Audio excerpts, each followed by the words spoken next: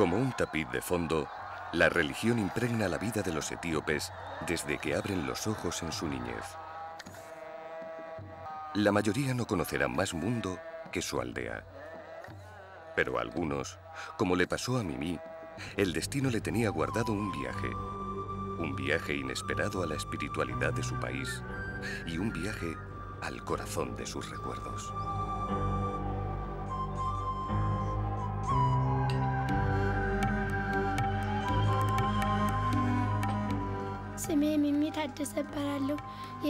Me llamo Mimi Tadesse. Tengo 13 años y vivo con mi madre en La Libela. Cada mañana me levanto temprano y desayuno con ella. Luego me voy al colegio. Cuando regreso de la escuela, la ayudo a recoger las cosas de la casa. Por la tarde juego con mis amigas. Ahora estamos de vacaciones y no tengo que ir a clase.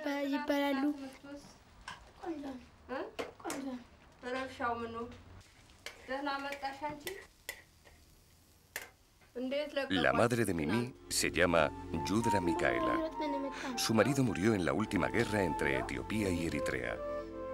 Viven de una pequeña pensión que les concedió el Estado. Solo tiene un hijo varón, Jigeno, que se metió a monje cuando era un adolescente.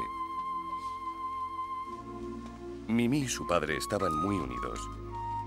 Ya han pasado 4 años desde la última vez que lo vio, pero aún recuerda con nostalgia aquellos días, no tan lejanos, en que su madre preparaba el desayuno para 3. Lo hacía con la misma parsimonia y dedicación. Pero ahora, en la casa, el humo del café no consigue llenar el espacio invisible de una ausencia que ha dejado en los ojos de ambas un sutil reguero de tristeza. Mimi no volvió a ver a su padre porque lo enterraron en una pequeña aldea al norte de Etiopía, en su pueblo natal. Entonces ella tenía 10 años y no quisieron llevarla al entierro. Según le contaron, fue un entierro multitudinario. Su padre era un hombre comunicativo y simpático que siempre llevaba encima una flauta que le había regalado un soldado francés en Djibouti.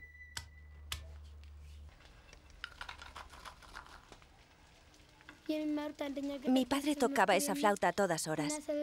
Cuando por las mañanas oía el mortero de mi madre moliendo café y la flauta de mi padre, sabía que era la hora de levantarme. Aquella flauta desapareció con él. Y Mimi no volvió a oírlos a ninguno de los dos. Pero Jigeno, su hermano, prometió llevarla algún día a conocer la tumba de su padre. Y ese día ha llegado.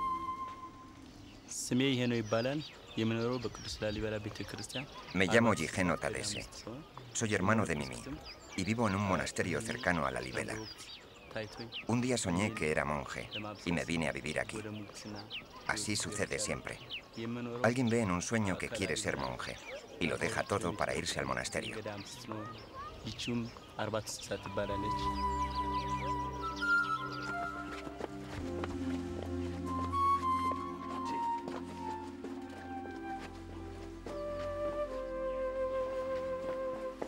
Actualmente no trabajo.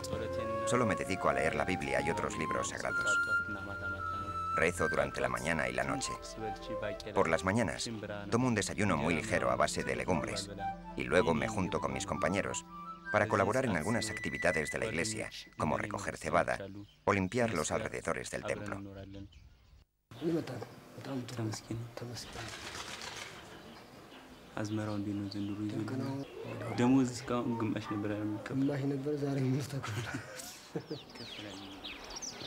La Libela nació para ser el centro del mundo, un laberinto de templos excavados por ángeles para proteger a los fieles de los demonios del Islam. Cuentan los juglares que el rey, tras un viaje a Palestina, fue llevado por esos ángeles ante la presencia de Dios.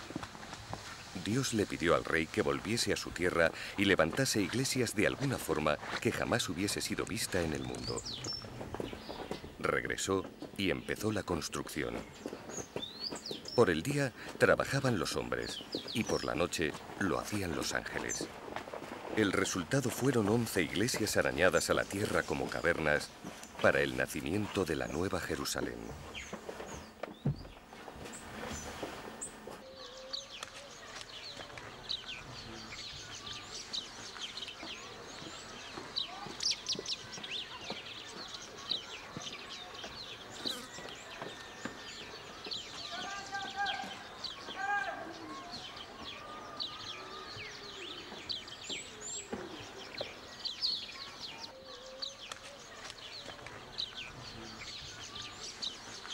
Con ayuda o no de los ángeles, las iglesias se construyeron entre los siglos XII y XIII y desde entonces han estado en funcionamiento de forma ininterrumpida. La Libela, sus 11 iglesias principales y las docenas de pequeñas iglesias y monasterios que la rodean, fueron en un tiempo capital de Etiopía y centro de la Iglesia Ortodoxa. Aún hoy recibe peregrinos de todos los rincones del mundo ortodoxo y en fechas señaladas como la Epifanía es un hervidero de monjes y fieles que llegan por centenares para celebrar las fiestas. En este monasterio vivimos unos 30 monjes, pero no todos permanecemos aquí todo el tiempo. Una de nuestras obligaciones es la peregrinación, la visita de los lugares santos. Por eso se ven tantos monjes por los caminos. En el tiempo que estamos aquí, recogemos frutas, las llevamos al mercado y lo que ganamos se lo damos a la iglesia. Aparte de esto no hacemos nada, solo rezar y leer la Biblia. Los monjes vivimos solo para Dios. Durante siglos, la Iglesia Ortodoxa etíope fue la más meridional de las iglesias cristianas ubicadas a lo largo de la cuenca del Nilo. En el siglo XV, la totalidad de los reinos cristianos de Nubia habían sido barridos por los musulmanes del norte. Solo la iglesia etíope se salvó de la quema. Su jefe espiritual era un egipcio nombrado por el patriarca de Alejandría. Más tarde, también en esto, la ortodoxia etíope tomó su propio camino.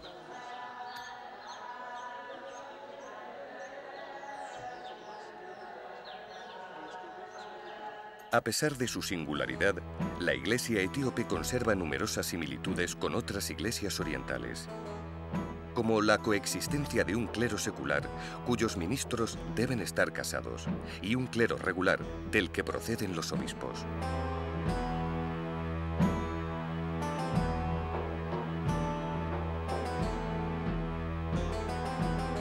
Además de las conexiones con Egipto, mantiene vínculos con la religión judía.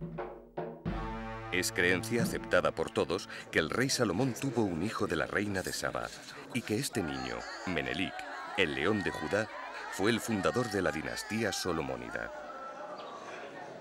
Se han conservado también algunas costumbres judías, como la circuncisión y la observancia del sábado, además del domingo. Otros rasgos, como el desarrollo de una escritura litúrgica, el Gez, se cree que son propios de la iglesia etíope. En Etiopía, la religión no es un hecho ajeno a la vida diaria, sino un acto de cotidianidad. No hay acto, deseo o movimiento que no esté sujeto al capricho de los santos.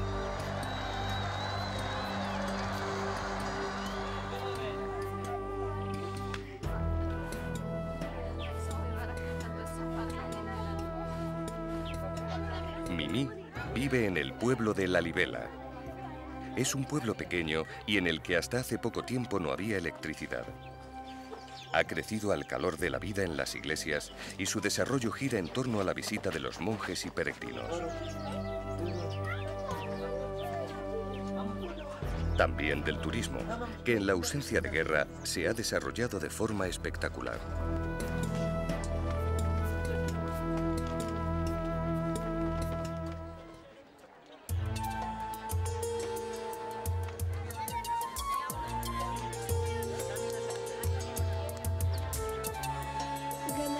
Mi mejor amiga es Mulugetu. Con ella voy al colegio. También tengo otras como Baba, Melkan o Nesan, pero con quien más salgo es con Mulu. Ella está en quinto de primaria, como yo. Cuando hay escuela vamos juntas y también estamos juntas cuando nos llaman a regar y a trabajar en el huerto. Por la tarde, cuando acaba el colegio, jugamos a saltar la comba. Jugamos a lunes y martes y muchos días dormimos juntas. Le he contado que mañana iré a buscar a mi hermano para que me lleve a ver la tumba de mi padre. Está muy contenta por mí. Ella sabe cuánto tiempo he soñado con ese viaje.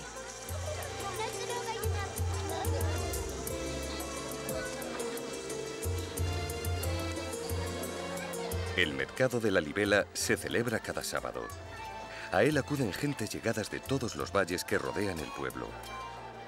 Al contrario de lo que declaran los estereotipos, Etiopía no es un país asolado por la hambruna. Su geografía es exuberante y la tierra es rica. Etiopía, entre otros muchos datos asombrosos, es el país de África que más carne consume por habitante. El monasterio en el que vive Jigeno se encuentra a 4 horas de camino desde el pueblo. Cuando el rey Lalibela terminó, con la ayuda de los ángeles, su nueva Jerusalén, dejó el trono y dedicó el resto de su existencia a la vida contemplativa. Pero sus sucesores no hicieron lo mismo.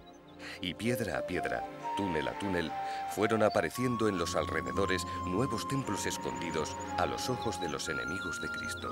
A simple vista, la geografía escarpada y exuberante de la región hacía difícil identificar la multitud de templos que se escondían entre las rocas o bajo tierra.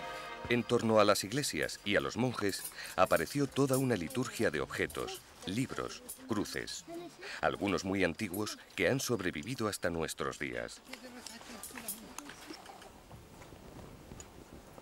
En su camino, Mimi se encuentra con 2 amigos del colegio que en los ratos libres se dedican a vender reproducciones de estos objetos a los turistas.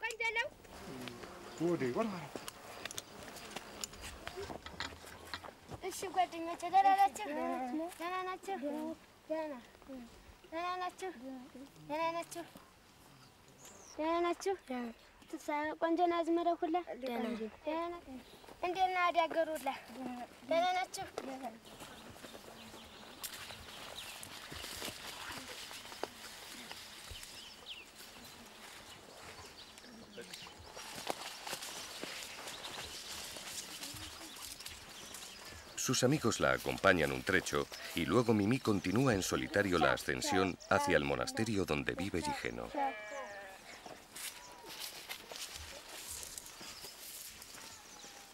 El primer europeo que ofreció noticias ciertas de este lugar fue el portugués Francisco Álvarez. Cuando llegó a Lalibela en 1524, no podía creer lo que veía en sus ojos.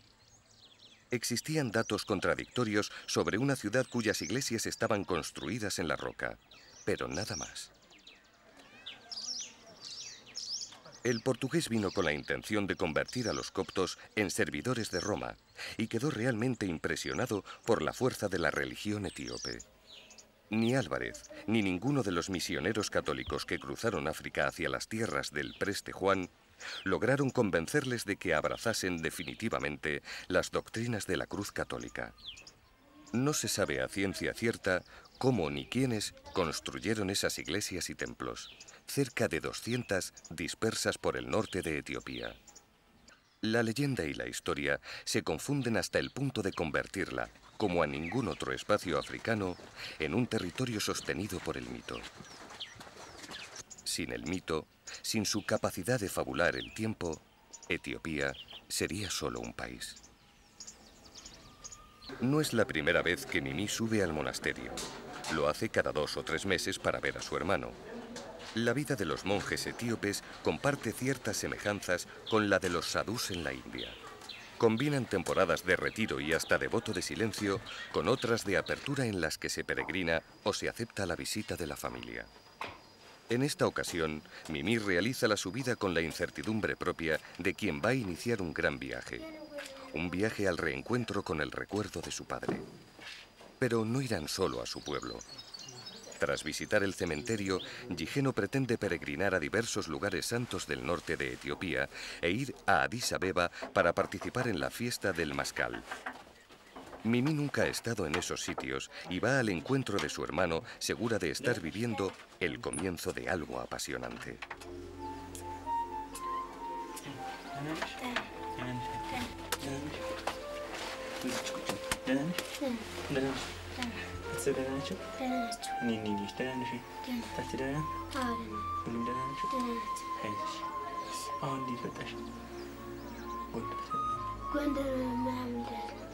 Jigeno ya lo tiene todo listo para la salida. Esa misma mañana saldrán hacia el norte. Este viaje es muy importante para mí. En primer lugar, porque se lo prometí a Mimi. Y también porque es la primera vez que voy a peregrinar como monje fuera del monasterio. Hace años, cuando mi padre aún vivía, estuve una vez en Addis Abeba. Él volvía de Djibouti y fui con mi madre a esperarlo a la estación de tren. Recuerdo las grandes avenidas, los edificios. Desde entonces, sueño con volver allí. Pero ahora iré para la gran fiesta del Mascal. Pero antes debo pedir la bendición y los consejos del abad del monasterio. Hay dos lugares que no debes dejar de visitar. Uno son los monasterios del lago Tana. El otro es la fiesta de Mascal. Fíjate bien cómo arde el árbol. Ese árbol ardiendo representa el regreso de Cristo. No dejes de observarlo bien.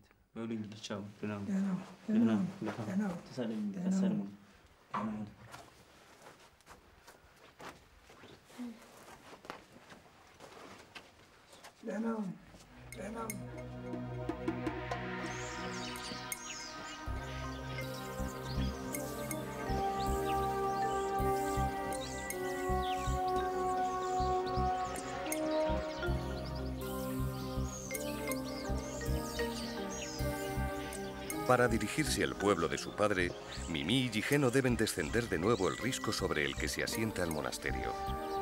Es media jornada de camino entre piedras que han sido moldeadas durante siglos por la mano del hombre. Una inmensa obra de ingeniería artesanal a base de escalones, de recovecos que dan paso a cuevas sagradas. La libela es un portentoso queso gruyère creado al gusto de los santos. Etiopía no cabe en la caja de los tópicos. Una vez moldeada para ordenar el pensamiento, Etiopía se desborda de nuevo por entre las costuras de la razón. Es el único país de África que nunca fue colonizado por ejércitos europeos. Los italianos lo intentaron durante algunos años, pero tuvieron que desistir. La etíope es una cultura original, muy distinta a la del resto de las naciones africanas. Una cultura con más de 2000 años de antigüedad, pero conformada a base de intercambios, del contacto con Europa y Oriente desde hace siglos. Una realidad sólida, una personalidad definida como un resumen del mundo. El mestizaje cultural como ejemplo de supervivencia. Mi padre siempre me apoyó cuando le dije que deseaba ser monje. A él no le gustaba la guerra, pero nuestro abuelo era también militar y le obligó a ingresar en el ejército. No quería que a mí me ocurriese lo mismo, que estuviese en lugares que no me gustaban. Recuerdo el día en que le comuniqué mi sueño. Pensé que se iba a enfadar, pero se echó a reír. Primero me preguntó si estaba seguro. Luego se fue a por su flauta y empezó a tocar. No puedo recordarlo sin aquella flauta. Cuando regresaba de la guerra, no hablaba nunca de muertos, solo cantaba canciones. Y siempre aparecía con alguna nueva. Oyéndole a él no podía imaginar que la guerra fuese algo tan terrible. Nunca imaginé que algún día dejaría de tocar y no volvería a verlo nunca.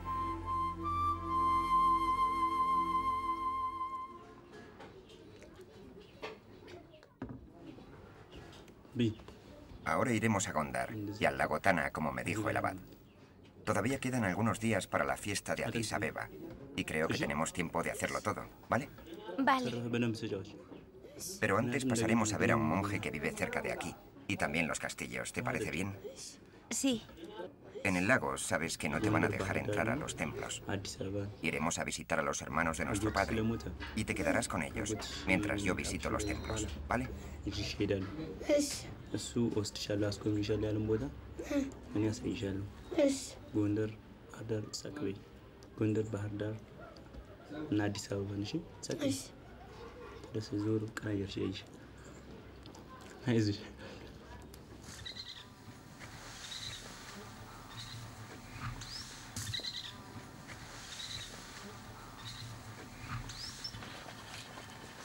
En el camino a Gondar, Jigeno quiere hacer una visita a un famoso santón que, al estilo de los sadhus hindúes, abandonó casa y familia para dedicarse a sus prácticas ascéticas.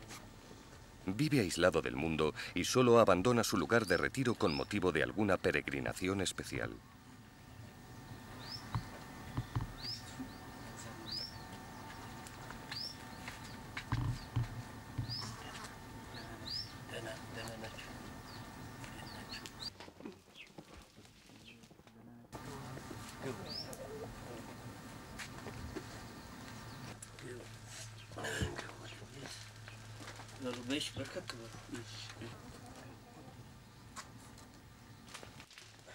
El santón es atendido por seguidores suyos que cada día le cocinan su enjera, la torta de pan sin la que los etíopes no podrían vivir.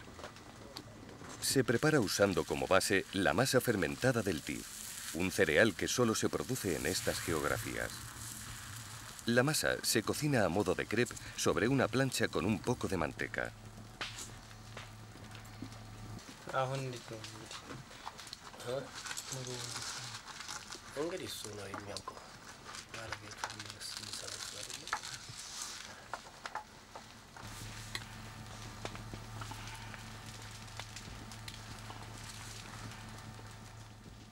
Pero este hombre eligió un camino muy especial como práctica ascética. Inspirado por un sueño, decidió excavar una iglesia en la roca al modo como debieron construirse las iglesias antiguas. Existían 3 formas de construir las iglesias. Algunas se excavaban en la roca a partir de un risco apropiado. Otras aprovechaban una cueva natural. Y las más espectaculares separaban el monolito central para aislarlo del resto de la piedra. Era aquel monolito el que se trabajaba para construir el templo. El santón, para levantar la suya, aprovechó una gran piedra delante de la cual hizo su trabajo. Y no le faltó de nada. Consiguió hasta alguna de las pinturas murales tan propias de la ortodoxia etíope. Son pinturas que reproducen escenas bíblicas y vidas de santos con un estilo entre gótico y naif.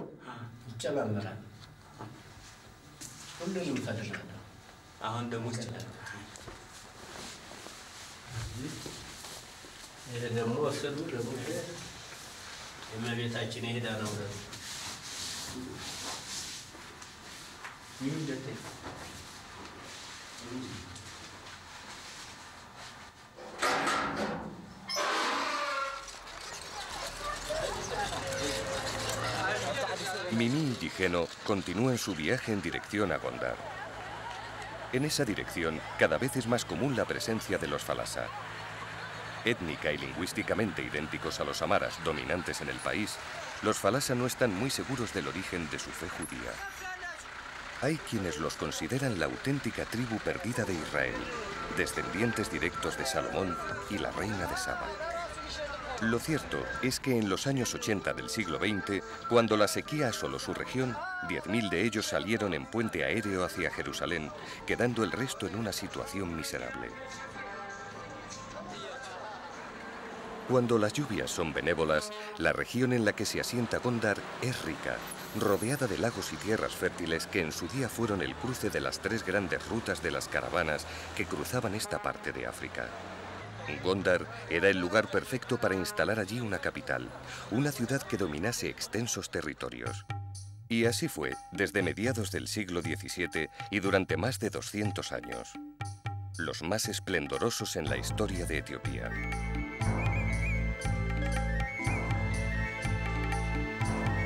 La camelota africana se llamó a Gondar. Aquel brillo cortesano hizo crecer como amapolas delirantes castillos, iglesias y pequeños palacios cuyo origen es desconocido.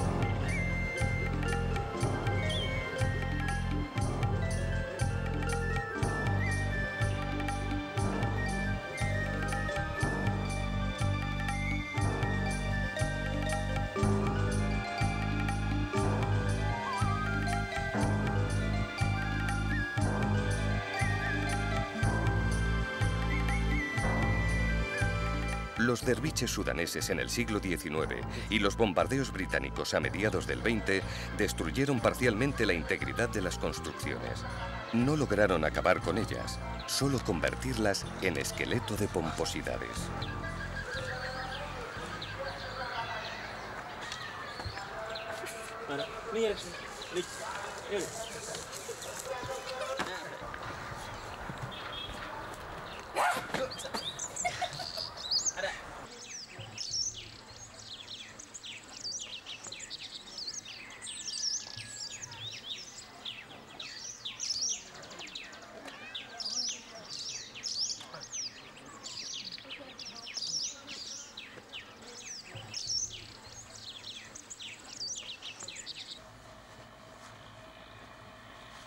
Según las crónicas de la época, los cortesanos que ocuparon esta parte de la ciudad vivían envueltos en ricos ropajes importados por caravanas con origen en el lejano Oriente o en la anhelada Europa. Se usaban vajillas chinas, cristalerías venecianas, especias de Ceilán. Nada tenían que envidiar en apetencias de lujo y suntuosidad aquellos castillos del imperio etíope con las cortes europeas. El emperador era Dios, y ningún gasto era despreciable para acercar al hombre con la divinidad.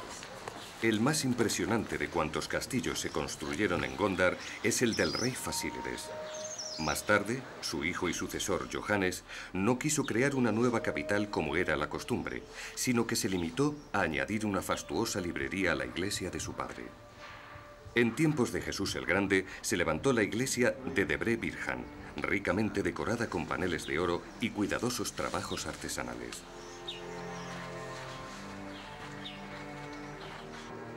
Los murales hablan de la Santísima Trinidad, sobre la crucifixión de Cristo, sobre la pelea entre San Jorge y el dragón y sobre otras leyendas bíblicas coronadas por el famoso techo de las caras de ángel.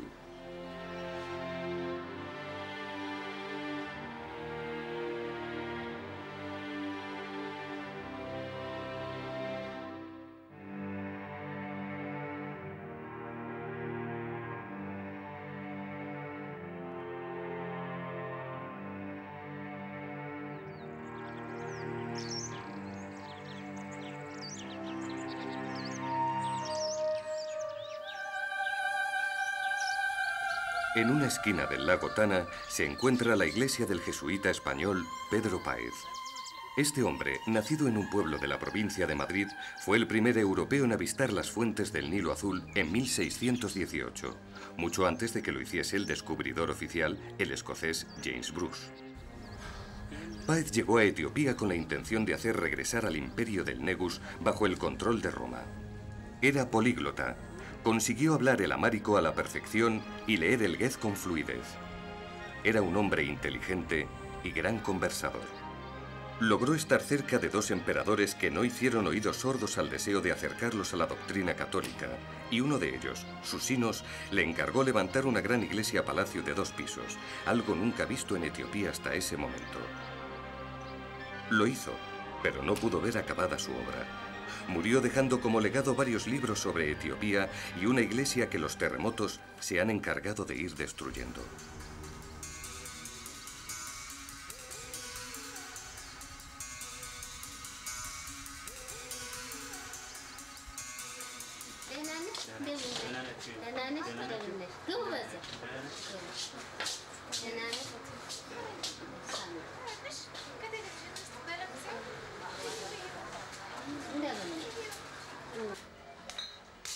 Desde que murió mi padre, no había vuelto a ver a la familia. Sus 2 hermanas, Sama y Nuria, son nuestras verdaderas abuelas. Ellas criaron a mi padre hasta que conoció a mi madre y se marchó al ejército. No he visto llorar tanto a unas mujeres como a Sama y a Nuria el día que enterraron a mi padre. Yo tampoco olvidaré nunca aquel día. Nunca olvidaré el sonido de la tierra cayendo sobre el ataúd. No he oído jamás un sonido igual. Si la muerte suena a algo, es a eso, al golpe seco y hueco de la tierra sobre la madera. La abuela de Mimi, Gigeno, murió muy joven, durante la gran hambruna de los años 70. En esos años la sequía mató a cientos de miles de personas. Unas murieron de desnutrición y otras, como la madre de Sama y Nuria, de una epidemia causada por la acumulación de cadáveres por las calles. Etiopía es un país rico y nunca debió de suceder eso. Eran los últimos años del emperador Haile Selassie en el poder. Las cosechas se resintieron por la sequía y los especuladores guardaron el grano para provocar la subida del precio. Se les fue la mano y el emperador no hizo nada para impedirlo. Poco después, los comunistas tomarían el poder y acabarían con más de 1000 años de reyes etíopes.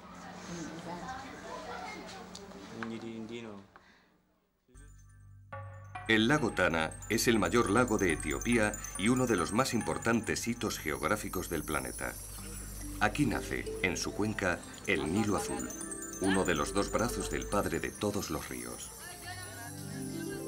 Es el primero de los lugares religiosos que el abad del monasterio pidió a Gigeno que visitase. En su interior hay 37 islas, 20 de ellas habitadas por monjes que son los guardianes de iglesias y monasterios, en algunos casos tan antiguos como del siglo XIII. Dentro no se admite la presencia de mujeres.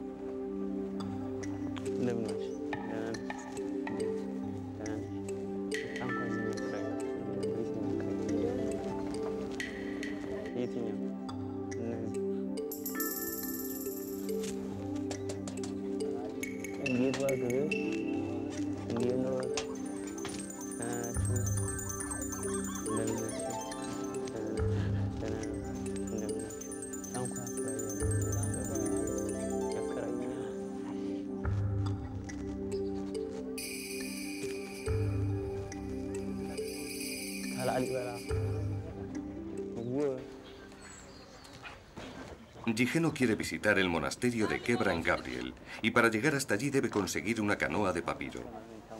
No las alquilan, hay que comprarlas. Son de usar y tirar y muy baratas.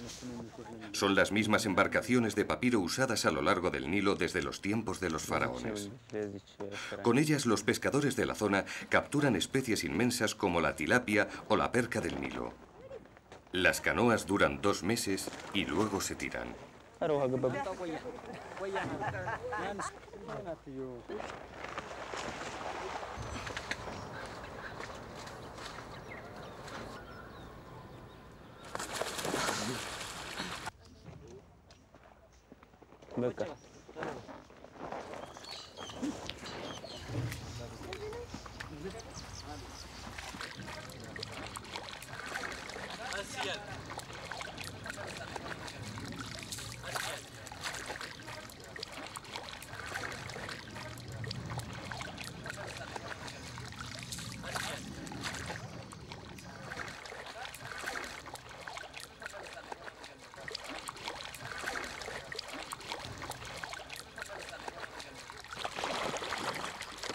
En 1770, el explorador escocés James Bruce se autonombró descubridor de las fuentes del Nilo, tachando de falsarios tanto a Pedro Páez como a otros jesuitas que avistaron el lago antes que él.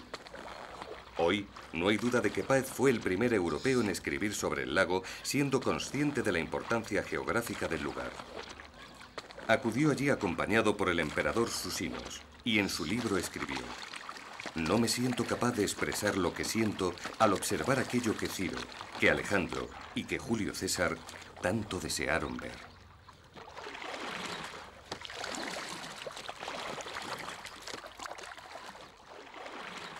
Desde el lago Tana, el Nilo Azul acomete un desnivel de más de 2000 metros hasta las planicies de Sudán. Allí en Sudán se une al Nilo Blanco y desde ese momento caminan juntos hasta el Mediterráneo. Son 1450 kilómetros hasta Jartún, atravesando gigantescos desniveles. El lago está considerado la fuente del Nilo Azul, pero en realidad este nace en el pequeño Abay y en los cientos de riachuelos que nutren al Tana.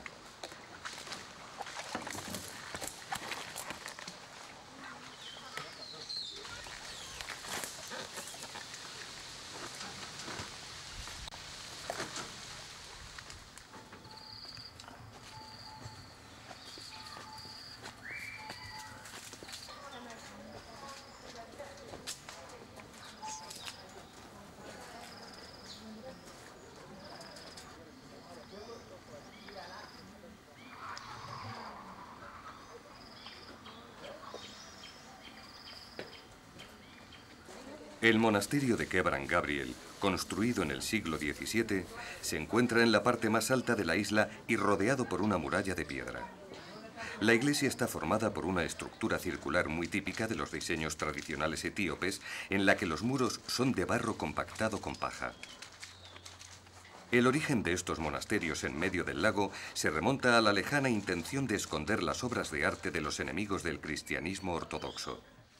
Desde el principio se comprobó que el lago Tana era un lugar seguro y poco a poco no solo los tesoros de la iglesia sino las tumbas y las joyas de la corona encontraron aquí un refugio adecuado. Y aquí, como en todas las iglesias de Etiopía, las pinturas murales ocupan un lugar de excepción. Son pinturas coloristas, vibrantes y difíciles de interpretar para los no ortodoxos. Su objetivo es, como ocurría con la pintura gótica, enseñar a los no instruidos la vida de los personajes bíblicos, una vida mitificada y reinterpretada de un modo muy literario.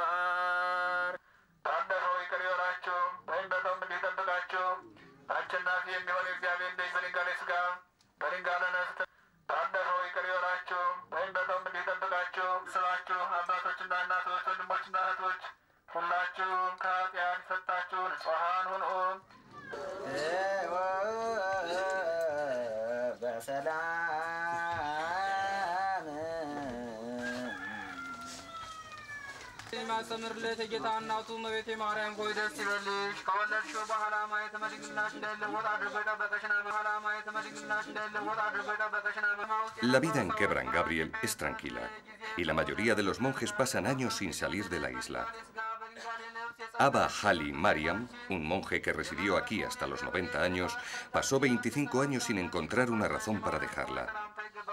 Envuelto en su manto blanco, podía ser visto durante horas y horas sentado junto a una piedra o meditando bajo un árbol. Su única preocupación, como la de todos los monjes de Kebran Gabriel, era no contrariar los designios de Dios. Cuando no hay ceremonias, los monjes de Kebran Gabriel trabajan en los huertos del monasterio, de donde sacan la mayor parte del sustento. Los jóvenes novicios sí salen de la isla y de vez en cuando dan un salto al cercano pueblo de Bahardar, donde compran aquellas cosas que necesitan y no da la tierra. En Kebran Gabriel, como en la mayor parte de las iglesias etíopes, se conserva una réplica del Arca de la Alianza, cofre en el que Moisés guardó las tablas de la ley. Según la leyenda, la reina de Saba era originaria de Etiopía y tras un viaje a Jerusalén quedó embarazada del rey Salomón. Su hijo, Menelik I, fundador de la dinastía que se ha mantenido en el poder hasta el siglo XX, también realizó un viaje a Jerusalén. Vivió con su padre durante unos años y al regresar se trajo consigo el preciado tesoro. Desde entonces dicen que el Arca de la Alianza se encuentra en Aksum, cerca de la frontera con Eritrea, y una vez al año la sacan en procesión. Nadie puede verla. Aparece cubierta por un paño y es guardada de nuevo sin que nadie pueda saber a ciencia cierta lo que hay en su interior.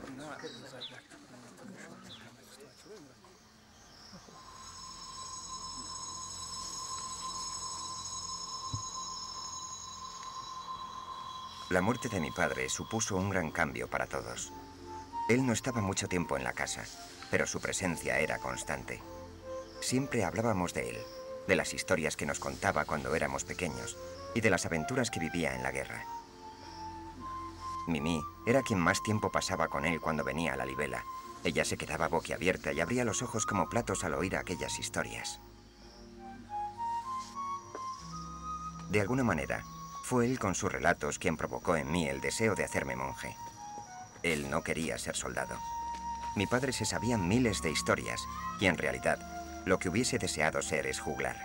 Ir por los caminos de fiesta en fiesta, relatando esas historias. Contaba que un antiguo antepasado nuestro fue juglar del rey y le acompañaba tanto en las campañas militares como en sus retiros espirituales. Aquel rey, al parecer, era un hombre muy devoto que mandó levantar iglesias como esta. Fue tal el aprecio que le tomó el rey, que le otorgó el cargo para que sus descendientes pudieran heredarlo. Y así fue hasta que mi bisabuelo, siendo griot de Menelik II, dejó la música y tomó las armas. Mi padre murió en la guerra como un soldado, pero en realidad era un juglar, un hombre que amaba la vida. Siendo monje me siento cerca de mi padre, muy cerca de la vida que a él le hubiese gustado llevar, una vida de búsqueda dedicada a Dios y al alma de los hombres. En el monasterio pasamos gran parte de nuestro tiempo en meditación o recitando versos de los libros sagrados.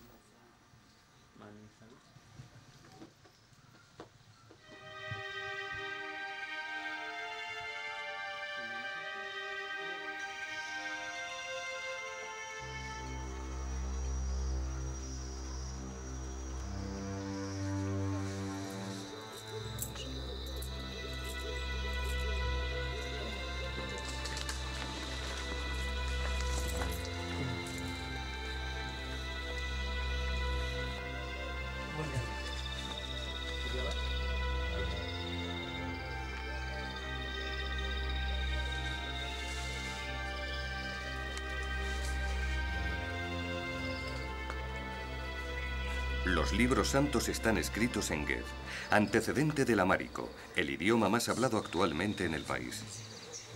El Ge'ez es una especie de latín etíope y sus primeras inscripciones datan de los primeros siglos de nuestra era.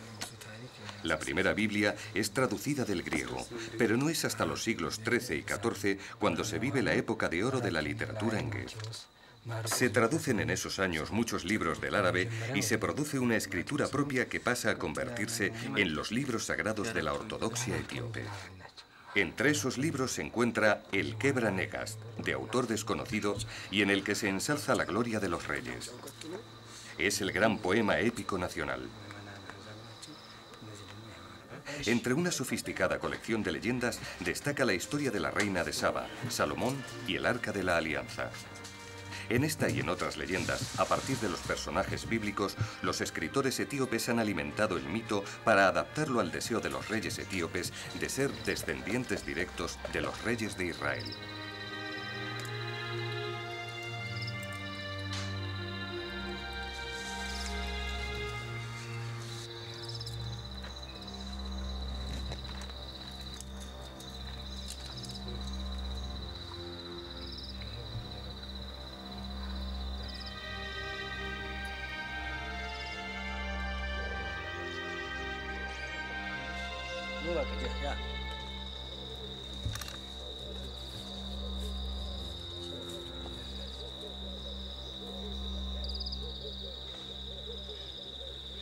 En los monasterios etíopes, se sea monje o no, el caminante siempre recibe un trozo de enjera y un vaso de agua. El camino de Gigeno continúa y hay un largo trecho aún hasta Addis Abeba.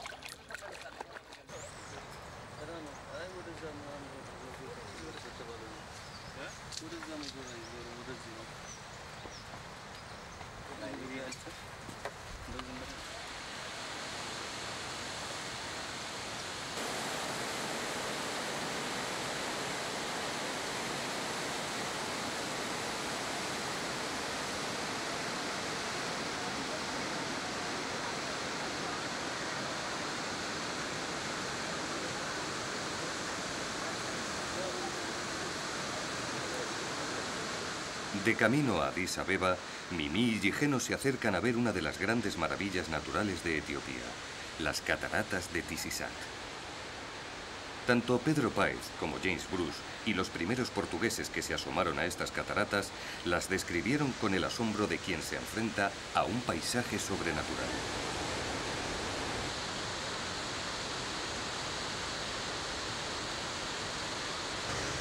Se ensanchan sobre una extensión de 400 metros y la caída llega a alcanzar cerca de 50.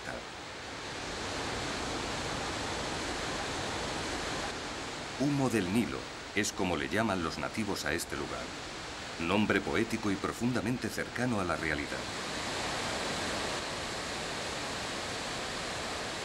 Porque humo es lo que parecen esos millones de minúsculas partículas de agua evaporada que se alzan sobre la cresta de la montaña. Agua evaporada que ha creado alrededor de la caída un microclima de selva perenne. Solo las cataratas Victoria en el río Zambeze pueden comparársele en belleza y majestuosidad. Addis Abeba es una de esas capitales africanas que parecen inventadas para confundir al visitante. Es ruidosa, frenética, destartalada, pero también es dueña de un ritmo interno que invita a la parada, que no te expulsa con amenazas polvorientas. La ciudad posee un orden invisible que es difícil descifrar. Es una ciudad mestiza, recostada al pie de las montañas y plagada de iglesias, de mercados, de grandes avenidas arboladas. Más que una ciudad, Addis Abeba es un punto de encuentro, el comienzo y el final de todos los caminos.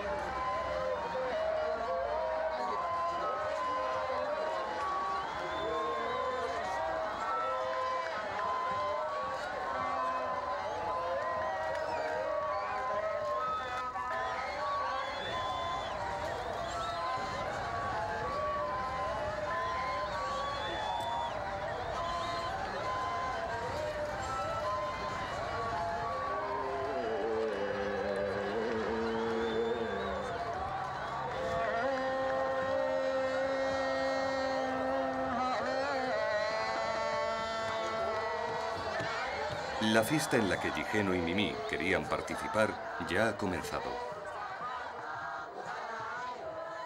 Es la fiesta del Mascal, una más de entre las innumerables excusas que cada año encuentran los etíopes para seguir actualizando el mito. Es la celebración cotidiana de la vida y la muerte como dos caras de una misma luna.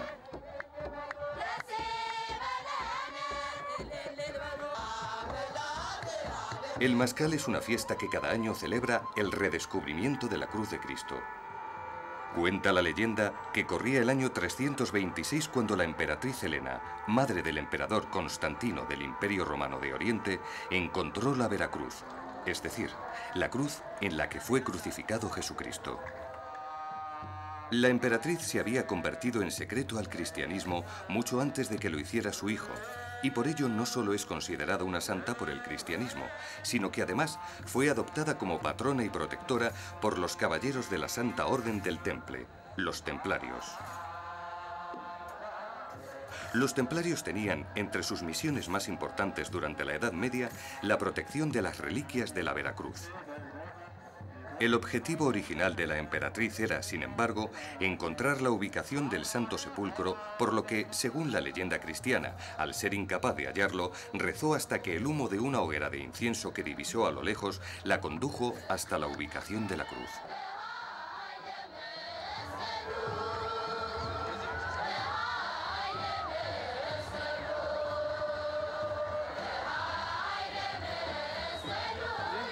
En plena escisión de la Iglesia ortodoxa y copta en la Edad Media, el patriarca de Alejandría dio al emperador etíope Dawit la mitad de la cruz.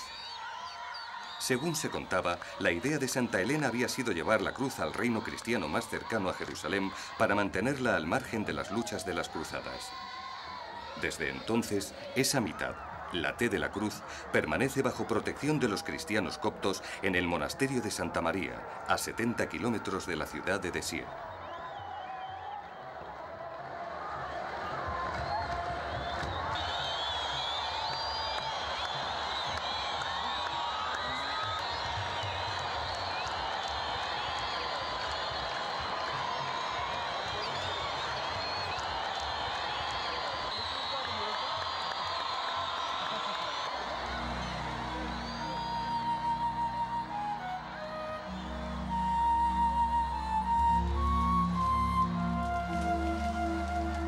Durante los días que dura la fiesta, la gente decora las calles y las casas con flores, sobre todo con margaritas amarillas. La celebración concluye con el encendido de una gran pira de plantas aromáticas que representan la renovación del tiempo.